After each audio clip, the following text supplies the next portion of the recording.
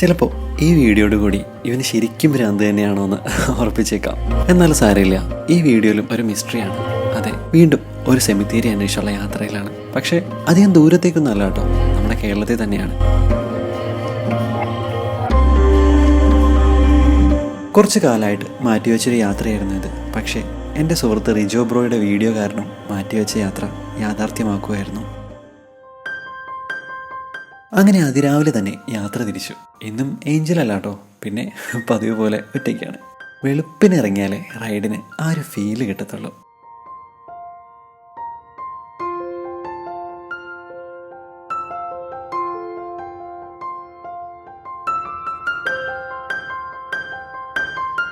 പ്രതീക്ഷിച്ച പോലെ തന്നെ സംഭവിച്ചു. കണ്ടില്ലേ, ഇതേ വഴിയിലാകെ കോടയും മഞ്ഞും ഒക്കെ ആയിട്ട് മനസ്സങ്ങോട്ട് നിറഞ്ഞു. അങ്ങനെ ഗൂഗിൾ മാപ്പ് എന്നെ ഏതൊക്കെയോ റൂട്ടിലൂടെ കോട്ടയം കുമളി റോഡിലെത്തിച്ചു. ഇവിടെ നിന്ന് നേരെ പോയി കഴിഞ്ഞാൽ കുട്ടിക്കാനം.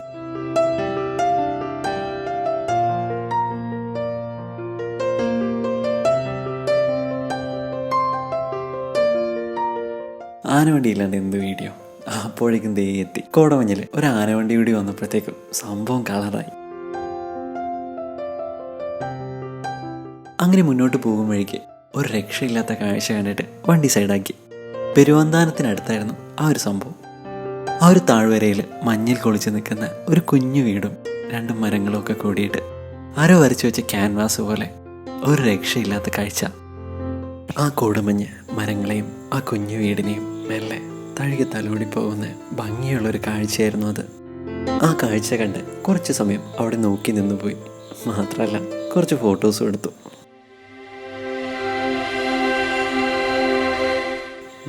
പിന്നെയും KSRTC ഈ ഒരു ഷോട്ട് എടുക്കാനായിട്ട് കുറച്ച് സമയം വെയിറ്റ് ചെയ്ത് നിൽക്കുമായിരുന്നു.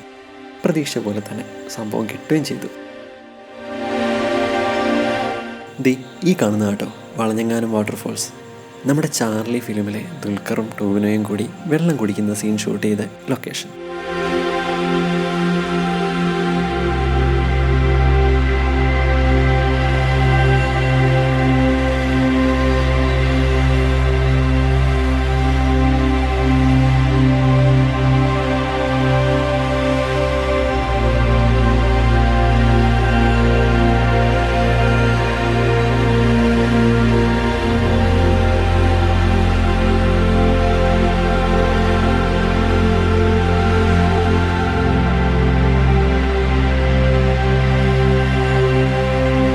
അങ്ങനെ കുട്ടിക്കാനം എത്തി.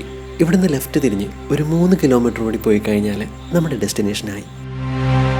അതെ, CSI ചർച്ച് പള്ളിക്കുന്ന്. 1.5 നൂറ്റാണ്ടിന് മേൽ പഴക്കമുള്ള ഒരു ചരിത്രത്തിലേക്കാണ് എൻ്റെ ഈ യാത്ര. ഈ ഒരു കോവിഡ് സിറ്റുവേഷൻ ആയത് കാരണം പള്ളിക്കുള്ളിൽ കയറാൻ പറ്റുമോ എന്ന് ഒരു ഉറപ്പും ഉണ്ടായിരുന്നില്ല. എന്നാലും ഒരു ശ്രമം. പക്ഷേ ഒട്ടും പ്രതീക്ഷിക്കാതെ എൻ്റെ ആശങ്കകളെയൊക്കെ കടത്തിവെട്ടി അവിടുത്തെ വികാരി അച്ഛൻ ഫാദർ ജെയ്സിൻ എന്നെ നിറഞ്ഞ മനസ്സോടെയാണ് അവിടേക്ക് സ്വാഗതം ചെയ്തത്. ഞാൻ മുന്നേ പറഞ്ഞതുപോലെ 150 വർഷത്തിന് മേൽ പഴക്കമുള്ള ഹൈറേഞ്ചിലെ ആദ്യത്തെ ഈ പള്ളിയിൽ കുറച്ച് ഇൻട്രസ്റ്റിംഗ് ആയിട്ടുള്ള കാര്യങ്ങൾ കൂടിയുണ്ട്.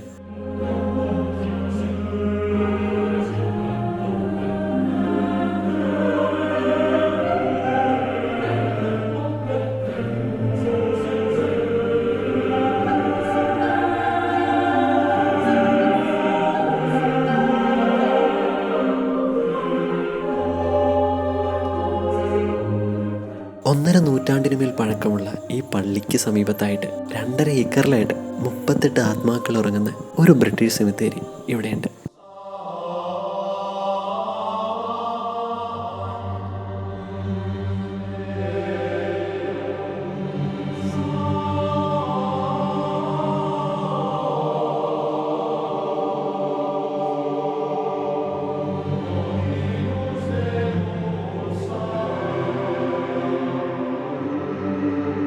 ഞാൻ പറഞ്ഞില്ലായിരുന്നോ ഇത് ഒരു സെമിത്തേരി അന്വേഷിച്ചുള്ള യാത്രയായിരുന്നു എന്ന്? അതാണിത്.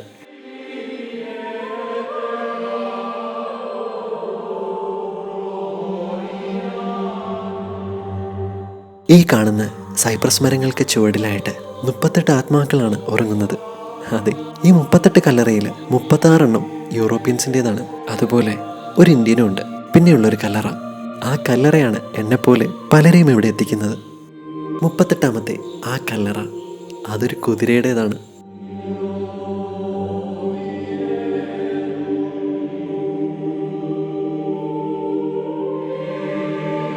ബ്രിട്ടീഷുകാർ ഇന്ത്യ വിട്ടു പോയപ്പോൾ ഈ പള്ളിയും സെമിത്തേരിയും എല്ലാം CSI സഭയ്ക്ക് കൈമാറിയെങ്കിലും ഈ സെമിത്തേരി ഇപ്പോഴും ബ്രിട്ടീഷ് ഹൈ കമ്മീഷണറുടെ അധീനതയിലാണ്. അതുകൊണ്ട് തന്നെ ഇപ്പോഴും ഈ ഏരിയയിൽ ഇന്ത്യക്കാരെ അടക്കം ചെയ്യാറില്ല. ഇതിനു മുന്നേയും ഒരു സെമിത്തേരി അന്വേഷിച്ച് പോയിട്ടുണ്ടായിരുന്നു ഊട്ടിയിൽ. ആ വീഡിയോ നിങ്ങളെല്ലാവരും കണ്ടിട്ടുമുണ്ട്. ഇന്നതേ ഇവിടെയും. എന്തുകൊണ്ടാണ് അങ്ങനെയെന്ന് ചോദിച്ചാൽ സത്യമായിട്ടും അറിയത്തില്ല. എല്ലാ വീഡിയോയിലും ഞാൻ പറയാറുള്ളത് പോലെ എൻ്റെ യാത്ര ഒരിക്കലും തിരക്കുകളിലേക്കല്ല, തിരക്കില്ലാത്ത ഒച്ചപ്പാടില്ലാത്ത സമാധാനപരമായിട്ടുള്ള സ്ഥലങ്ങളിലേക്കാണ്. ഇതേ കണ്ടില്ലേ, എന്തൊരു ശാന്തമായ സ്ഥലമാണ് ഇവിടെ. വല്ലാത്തൊരു മിസ്റ്റീരിയസ് ബ്യൂട്ടിയാണ് ഇതുപോലുള്ള സ്ഥലങ്ങൾക്ക്.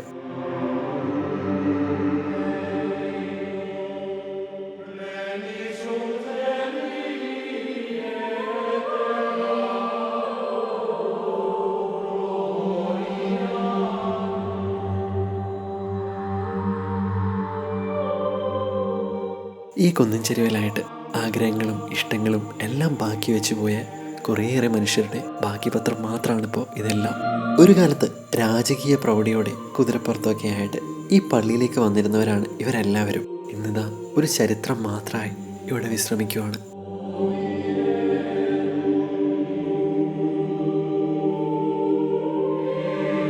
കല്ലറകൾ പലതും മാർബിളും കല്ലും കൊണ്ടൊക്കെയാണ് നിർമ്മിച്ചിരിക്കുന്നത്. ഈ കാണുന്ന ഓരോ കല്ലറയിലും ജനനവും മരണവും അതുപോലെ തന്നെ മരണകാരണവും എല്ലാം രേഖപ്പെടുത്തിയിട്ടുണ്ട്. ഞാൻ മുന്നേ പറഞ്ഞതുപോലെ ഒരു കുതിരയുടെ കല്ലറ അന്വേഷിച്ചായിരുന്നു ഈ യാത്ര, അതിന് പിന്നിലെ ചരിത്രവും. പക്ഷേ എൻ്റെ മനസ്സിലുടക്കിയത് ഇതൊന്നുമല്ല. ആ 38 കല്ലറകൾക്കിടയിലായിട്ട് ദേ ഈ കാണുന്ന കുഞ്ഞു മാലാഖയുടെ ഈ ഒരു കല്ലറ.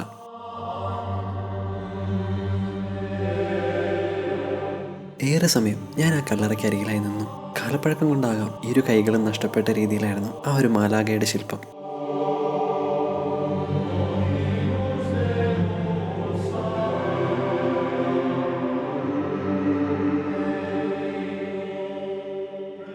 പക്ഷേ എന്നെ ഞെട്ടിച്ചത് വേറൊരു കാര്യമായിരുന്നു. അതിൽ രേഖപ്പെടുത്തിയിരുന്ന ജനന തീയതിയും മരണ തീയതിയും. ജനനം നവംബർ 4, 1932.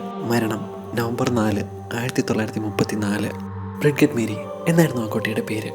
2 വയസ്സുള്ള ആ കുഞ്ഞു മാലാഖ ജനിച്ചതും മരിച്ചതും ഒരേ ഡേറ്റിൽ. അത് കണ്ടപ്പോൾ തന്നെ വല്ലാത്തൊരു സ്ട്രേഞ്ച് ഫീലായിരുന്നു. ആ കല്ലറയിലായിട്ട് ഇതുപോലെ എഴുതിയിട്ടുണ്ടായിരുന്നു: not in the cruelty, not in the wrath, the reaper came that day. It was an angel visited the green earth and took the flower away. ഈ ഹരിതഭൂമിയിലേക്ക് വിരുന്നിന് വന്ന മാലാഖ ഒരു പുഷ്പം മാത്രമായി തിരികെ പോവുകയായിരുന്നു. മുന്നേ പോയ ഊട്ടിയിലെ സെമിത്തേരിയിലെ മാലാഖയെ പോലെ ഈ ശില്പത്തിനും ഒരു വിഷാദഭാവമായിരുന്നു. തല താഴ്ത്തി സങ്കടത്തോടെ നോക്കി നിൽക്കുന്ന ആരോ മാർബിളിൽ തീർത്ത ഒരു മനോഹരമായ ശില്പം. മരണത്തിൻ്റെയും വിഷാദത്തിൻ്റെയും നിഴൽ ആ മുഖത്ത് നമുക്ക് കാണാൻ കഴിയും. ആ കുഞ്ഞു മാലാഖയ്ക്ക് കൂട്ടിനായി കല്ലറയ്ക്കരികിലായിട്ട് ഇതുപോലെ കുറേ കാട്ടുപൂക്കളും ചെടികളും ഒക്കെയുണ്ട്. അതുപോലെ തന്നെ കൂട്ടിനായിട്ട് ഇവരെല്ലാവരും അവിടെയുണ്ട്.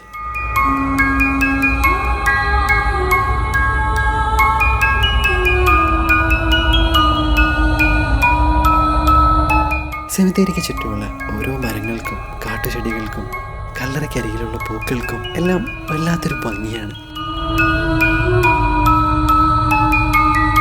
ഈ സൈപ്രസ് മരങ്ങൾക്ക് ഇവിടെ കല്ലറകളിൽ വിശ്രമിക്കുന്ന ഓരോ ആൾക്കാരുടെയും ജീവിതവും മരണവും എല്ലാം സാക്ഷ്യം വഹിച്ചിട്ടുണ്ടാവില്ലേ?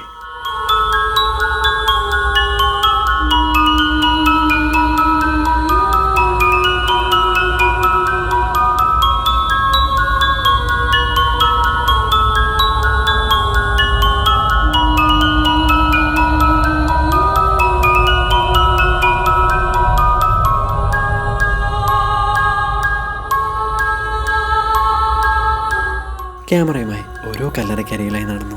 ഒരിക്കലും ഒരു നെഗറ്റീവ് വൈബല്ല നമുക്കവിടെ ഫീൽ ചെയ്യാം. ഒരു മിസ്റ്റിക്കൽ ഫീലാണ്. അതൊരിക്കലും ഒബ്വിയസ്ലി പറഞ്ഞറിയിക്കാൻ പറ്റില്ല.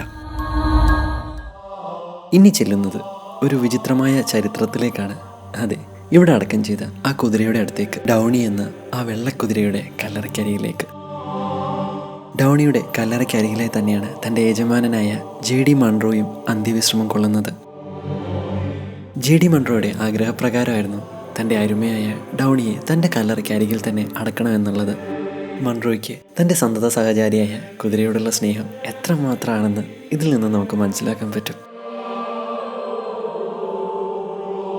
മൂന്നാറിലും അതുപോലെ ഇടുക്കിയുടെ പല ഭാഗത്തുമുള്ള തേയിലക്കൃഷിക്ക് കാരണക്കാരനായിരുന്നു JD മൺറോ. ഹെൻറി ബേക്കർ ജൂനിയറുടെ മകളായ ഹെൻറിറ്റേനെയാണ് അദ്ദേഹം വിവാഹം ചെയ്തത്. ഇയോബിൻ്റെ പുസ്തകം ഷൂട്ട് ചെയ്ത ആഷ്ലി ബംഗ്ലാവിലായിരുന്നു ഹെൻറിറ്റയും മൺറോയും താമസിച്ചിരുന്നത്. ആ ഒരു ഫിലിം കണ്ടവരാരും ആ ഒരു ബംഗ്ലാവ് മറക്കാൻ ചാൻസ് ഇല്ല. മറ്റുള്ളവരെ ആരെയും ഇവിടെ അടക്കാൻ അനുവാദം ഉണ്ടായിരുന്നില്ല. എന്നാലും റെവറൻഡ് ഫാദർ നല്ല തമ്പി എന്ന അദ്ദേഹത്തിന് മാത്രമാണ് ഇവിടെ അടക്കാൻ അനുവാദം ഉണ്ടായിരുന്നത്. അതുപോലെ ഈ ദേവാലയത്തെപ്പറ്റി കുറച്ച് കഥ പറയാനുണ്ട്.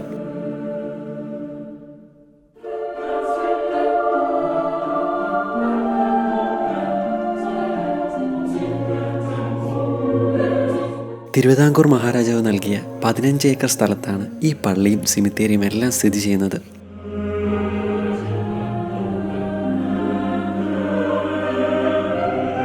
അങ്ങനെ ഹൈറേഞ്ചിലെ ആദ്യ പള്ളിമണി മുഴങ്ങിയത് 150 വർഷങ്ങൾക്ക് മുന്നേ ഈ ദേവാലയത്തിലാണ്.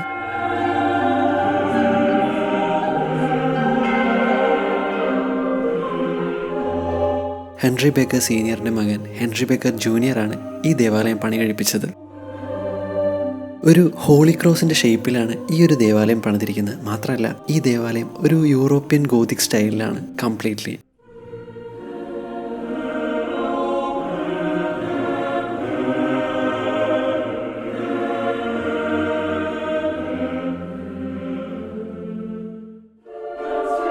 ആ ഒരു പഴമ നഷ്ടപ്പെടാതിരിക്കുവാനായിട്ട് അന്ന് ഉപയോഗിച്ചിരുന്ന ഓടും അവിടെ ഉപയോഗിച്ചിരുന്ന ആ ഒരു തടി ബെഞ്ചും എല്ലാം അതുപോലെ തന്നെ നിലനിർത്തിയിട്ടുണ്ട്.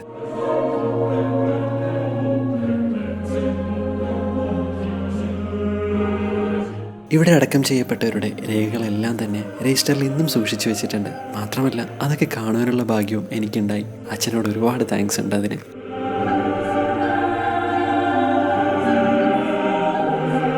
അത്രയും കാര്യത്തോടെയാണ് ആ രജിസ്റ്ററും അതിനോടനുബന്ധിച്ചുള്ള ചരിത്രവും എല്ലാം അദ്ദേഹം പറഞ്ഞു തന്നത്. അതുമാത്രമല്ല കേട്ടോ, ഞാൻ അച്ഛനെ ആദ്യമായിട്ടാണ് കാണുന്നത്. പക്ഷേ അച്ഛൻ്റെയും ഫാമിലിയുടെയും സ്നേഹത്തിൽ ഒരിക്കൽ പോലും എനിക്കങ്ങനെ ആദ്യമായിട്ടാണ് കാണുന്നതെന്നൊരു ഫീലേ ഉണ്ടായിരുന്നില്ല. ഒത്തിരി വർഷമായിട്ടുള്ള പരിചയം പോലെയാണ് അച്ഛനും ഫാമിലിയും എല്ലാവരും പെരുമാറിയത്.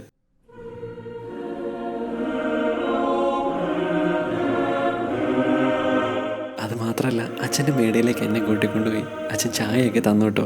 ഇത്രയും ഒരു കംഫർട്ട് സോൺ ഞാൻ അവിടെ ഒരിക്കലും പ്രതീക്ഷിച്ചതല്ല. ചെറുതും വലുതുമായിട്ടുള്ള എല്ലാ കാര്യങ്ങളും അച്ഛൻ വന്ന് എല്ലാം ഡീറ്റെയിൽ ആയിട്ട് പറഞ്ഞു തന്നു.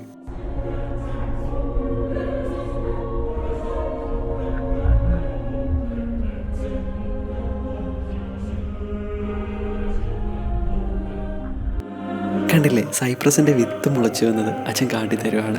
അതുപോലെ ആ പള്ളിയെപ്പറ്റിയും ചരിത്രവും അവിടുത്തെ രജിസ്റ്ററും ഒക്കെ ഒരു മടിയും കൂടാതെയാണ് അച്ഛൻ എല്ലാം വിവരിച്ചു തന്നത്. അവിടെ നിന്ന് പോന്നപ്പോൾ സൈപ്രസ് മരത്തിൻ്റെ കുറച്ച് വിത്തും തന്നു വിട്ടു. എന്താ ഇപ്പോൾ പറയാ, സ്വന്തം കുടുംബത്തിൽ നിന്നൊക്കെ യാത്ര പറയുന്ന പോലൊരു മാനസികാവസ്ഥയായിരുന്നു അവിടെ. അച്ഛൻ ഈ വീഡിയോ എന്നേലും കാണുമെന്ന് എനിക്കറിയാം. ഈ സിറ്റുവേഷനൊക്കെ ഒതുങ്ങുമ്പോൾ ഞാൻ എന്തായാലും വരുന്നുണ്ട് അങ്ങടേക്ക്. 1 വർഷം മുന്നേ ഉണ്ടായ ആ ഒരു ദിവസവും എക്സ്പീരിയൻസും ഒരിക്കലും മറക്കാൻ പറ്റില്ല. ശരിക്കും സ്വപ്നം കണ്ടതുപോലെയുള്ള കുറേ നല്ല സമയമായിരുന്നു അത്. നിറഞ്ഞ മനസ്സോടെയാണ് ഞാനൊന്ന് നേരെ തങ്ങൾപ്പാറയിലേക്ക് വിട്ടു. ഒരു സുഖമില്ലാത്ത ക്ലൈമറ്റ് ആയിരുന്നു. വാഗമൺ എന്ന് പറയുമ്പോഴേ കോടയും മഴയും ഒക്കെയാണ് എൻ്റെ മനസ്സിൽ. എന്നാലേ ആ ഒരു ഫീല് കിട്ടത്തുള്ളൂ. വാഗമണിന് അതിൻ്റേതായൊരു ഭംഗി എന്ന് പറയുന്നത് മഴ സമയത്താണ്. എന്നാലും സീനില്ല, യാത്ര അതാണല്ലോ മെയിൻ.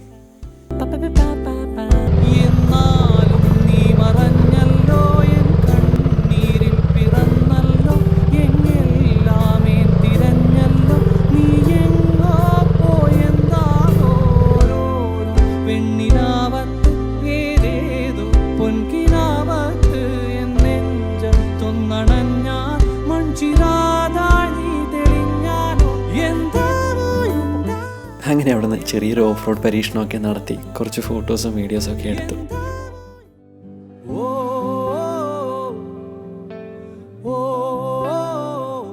പിന്നെ തിരികെ വരുമ്പോഴേക്ക് നമ്മുടെ തങ്ങൾപ്പാറയ്ക്ക് അരികിലായിട്ട് ഒരു മലഞ്ചെരുവിൽ കാറ്റും കൊണ്ട് കുറേ സമയം അവിടെ വെറുതെ ഇരിക്കുമായിരുന്നു. ഒരു രസം. അതെല്ലാം പിന്നിട്ട് പുള്ളിക്കാനം ലക്ഷ്യമാക്കി. പുള്ളിക്കാനം കാഞ്ഞാർ റോട്ടിലെ ടൈറ്റാനിക് വളവ് അല്ലെങ്കിൽ ചുംബന മുനമ്പ് അങ്ങനെയും പറയാറുണ്ട്. കുറേ സമയം അവിടെ കാറ്റും കൊണ്ടിരിക്കണം, അതായിരുന്നു ലക്ഷ്യം. അങ്ങനെ അവിടെ ബൈക്ക് സൈഡാക്കി അവിടെ എവിടെയൊക്കെ ആയിട്ട് കുറേ നടന്നു. പിന്നെ കുറച്ച് സമയം പാട്ടൊക്കെ കേട്ട് അവിടെ അങ്ങിരുന്നു. സമയം പോയതേ അറിഞ്ഞില്ല.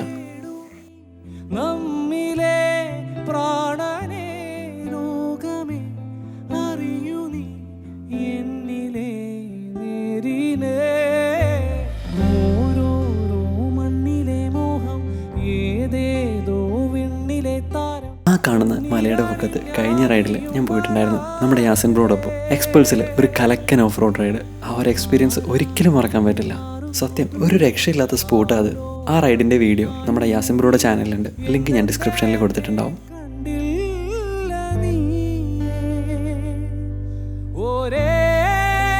കറക്റ്റ് ഇത് ഇവിടെ വെച്ചിട്ടാട്ടോ നമ്മുടെ ഓർഡിനറി ഫിലിമിലെ KSRTC കേടായിട്ട് നിർത്തിയിടുന്ന ലൊക്കേഷൻ.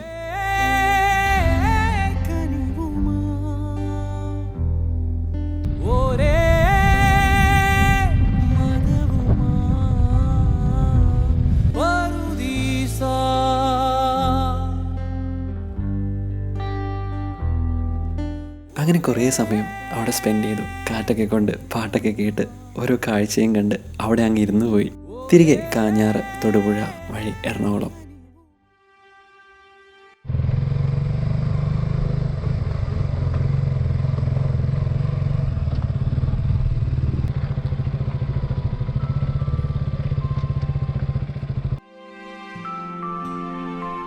ഓരോ യാത്രയും മരണം വരെയുള്ള ഒരു സേവിങ്സ് ആണ്. പിന്നീട് ആ ഓർമ്മകളിൽ ജീവിക്കുക എന്നത് ഒരു സുഖമുള്ള പരിപാടിയാണ്. അത് ഈ ലോക്ക്ഡൗൺ വന്നപ്പോഴാണ് എനിക്ക് ശരിക്കും മനസ്സിലായത്. അങ്ങനെ ഒരുപാട് നല്ല ഓർമ്മകളും അനുഭവങ്ങളും സമ്മാനിച്ച് മറ്റൊരു യാത്ര കൂടി